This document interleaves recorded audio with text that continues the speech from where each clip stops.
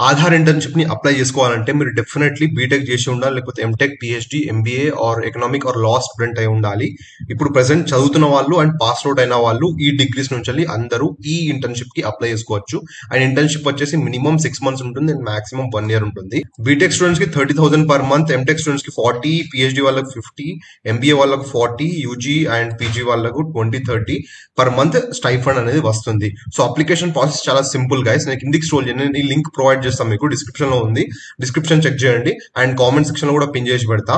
ఇక్కడ మీకు ఈ లింక్ వచ్చేసిన తర్వాత ఇక్కడ కిందికి స్క్రోల్ చేసి ఇక్కడ మనకు ఫార్మ్స్ ఉంటాయి. ఫస్ట్ ఫార్మ్ ఏంటంటే అప్లికేషన్ ఫార్మ్. అప్లికేషన్ ఫార్మ్ మీద క్లిక్ చేయగానే మనకి అప్లికేషన్ ఫార్మ్ అనేది ఓపెన్ అవుతుంది. ఇది మీరు డౌన్లోడ్ చేసుకొని గూగుల్లో పీడిఎఫ్ ఎడిటర్స్ ఉంటారు, లేకపోతే దీన్ని జిరాక్స్ చూపించుకొని కూడా ఫిల్ చేయొచ్చు, లేకపోతే గూగుల్ ఆన్లైన్ లో ఇది డౌన్లోడ్ చేసుకొని పీడిఎఫ్ ఎడిటర్కి వెళ్ళేసి ఇక్కడ మీరు ఎక్కడ నుంచి ప్లేస్, డేట్ అండ్ మీ సిగ్నేచర్ ఇక్కడ పెట్టేసేయాలి. And next application form fill చేసే కాడ ఫస్ట్ రిజిస్ట్రేషన్ నంబర్ లో మీ ఆధార్ కార్డ్ నంబర్ ఇచ్చేసేయండి, నేమ్, ఫాదర్ నేమ్ అండ్ మీ address, contact, email ID, date of birth and మీ క్వాలిఫికేషన్ అండ్ యూనివర్సిటీస్ ఇవంతా ఫిల్ చేసేయండి. ఫిల్ చేసిన తర్వాత ఇక్కడ మీకు రిమార్క్స్ అని ఉంటుంది, ఇక్కడ మీరు ఏమైనా రాయొచ్చు, లేకపోతే లేదు.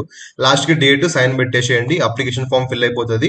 దీన్ని మీరు చెప్పాను కదా, ఒకవేళ మీరు జిరాక్స్ తీపించుకొని ఫిల్ చేస్తే మళ్ళీ ఆ జిరాక్స్ పేపర్స్ ని ఫిల్ చేసిన తర్వాత ఫోటో తీసి పీడిఎఫ్ కన్వర్ట్ చేయాలి, లేకపోతే ఇదే పీడిఎఫ్ ని మీరు ఆన్లైన్ పీడిఎఫ్ కన్వర్టర్స్ ఉంటాయి దానిలో అప్లోడ్ చేసి ఇవన్నీ ఫిల్ చేసి డౌన్లోడ్ చేసుకోవచ్చు.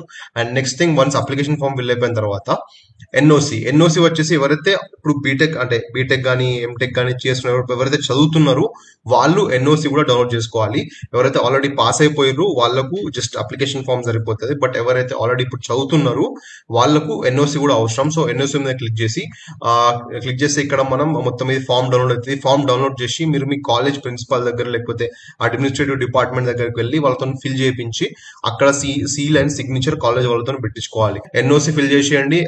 అప్లికేషన్ ఫామ్ ఫిల్ చేసిన తర్వాత మీ రెజ్యూమ్ 3. సో ఎవరైతే కాలేజ్ లో ఉన్నారో, స్టూడెంట్స్ ఉన్నారు, చదువుతున్నారు, వాళ్ళు అప్లికేషన్, ఎన్ఓసి, సివి కావాలి. ఎవరైతే ఆల్రెడీ పాస్ అయిపోయారో జస్ట్ అప్లికేషన్ అండ్ సివి సరిపోతుంది. ఇక్కడ మెయిల్ ఐడి కనిపిస్తుంది, ఈ మెయిల్ ఐడికి మీరు మీ అప్లికేషన్, స్టూడెంట్ అయితే ఎన్ఓసి కూడా అండ్ సివిని ఈ మెయిల్ ఐడికి ఫార్వర్డ్ చేయండి, సరిపోతుంది. అండ్ ఇది అబ్సల్యూట్లీ ఫ్రీ, దీనికి మీరు ₹1 కట్టాల్సిన అవసరం లేదు. మీరు కనుక సెలెక్ట్ అయితే ఇదే ఈమెయిల్ ఐడికి మీరు ఏదైతే మెయిల్ ఫార్వర్డ్ చేస్తారో దానికి రిప్లై వస్తుంది దట్ యు గాట్ సెలెక్టెడ్. మీరు కనుక సెలెక్ట్ అయితే మీకు అకార్డింగ్ టు యువర్ డిగ్రీ మీకు స్టైఫండ్ అనేది ఇంత ఇవ్వడం జరుగుతుంది. సో నేను ఈ లింక్ అయితే డిస్క్రిప్షన్ లో పెట్టినా, లేకపోతే కామెంట్ సెక్షన్ లో కూడా పిన్ చేసి పెడతా. డెఫినెట్లీ ఈ ఇంటర్న్షిప్ కి మాత్రం అప్లై చేసుకోండి, మిస్ అవ్వద్దు.